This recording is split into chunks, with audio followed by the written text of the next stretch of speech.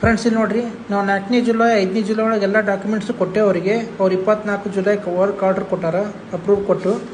ಅದ್ರ ರೀತಿ ಎಲ್ಲ ನೋಡಿರಿ, 19/7 ಅವರು ಒಂದು ರೆಫರೆನ್ಸ್ ನಂಬರ್ ಕೊಟ್ಟಾರ. ನಾವು 16ನೇ ತಾರೀಕು ಕಾರ್ ತೊಗೊಂಬಂದೇವಿ. ಹಂಗೆ ಇಲ್ಲೇ 17ನೇ ತಾರೀಕು ಅವ್ರ ಆಫೀಸಿಗೆ ಹೋಗಿ ಬಿಲ್ಲು, ಡಾಕ್ಯುಮೆಂಟ್ಸ್, ಹಾರ್ಡ್ ಕಾಪಿ ಎಲ್ಲ ಕೊಟ್ಟದಕ್ಕೆ ಅವ್ರು ಸೀಲ್ ಹೊಡೆದು ಕೊಟ್ಟಾರೆ SBI ಜನರಲ್ ಇನ್ಶೂರೆನ್ಸ್ ಹುಬ್ಳಿಯಿಂದ. ಆಮೇಲೆ 20ನೇ ತಾರೀಕು ನಮ್ಮ ಮೆಸೇಜು ಬಂದೈತಿ. 20ನೇ ತಾರೀಕು ಮೆಸೇಜ್ ಬಂತು, ಮೇಲ್ ಬಂತು, ಇಷ್ಟು ಅಮೌಂಟ್ ಅಪ್ರೂವ್ ಆಗ್ತೈತಿ ಅಂತಂದು ಬಂತು, ಎಲ್ಲ ಬಂತು.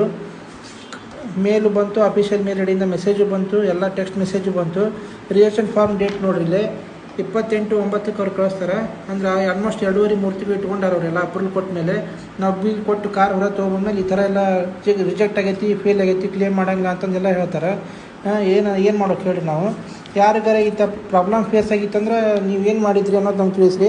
ಆಮೇಲೆ ದಯವಿಟ್ಟು ಈ SBI ಜನರಲ್ ಇನ್ಶೂರೆನ್ಸ್ ವೆಹಿಕಲ್ ಯಾರು ಇನ್ಶೂರೆನ್ಸು ಮಾಡ್ಸೋಕೆ ಹೋಗ್ಬೇಡ್ರಿ. ಈ ರಿನ್ಯೂವಲ್ ಇತ್ತಂದ್ರೂ ಇದು ಬಿಟ್ಟು ಬೇರೆ ಯಾವುದಕ್ಕಾರ ಮಾಡಿಸ್ರಿ ನೀವು. ಭಾಳ ಒನ್ ನಂಬರ್ ಫ್ರಾಡ್ ಐತಿದು.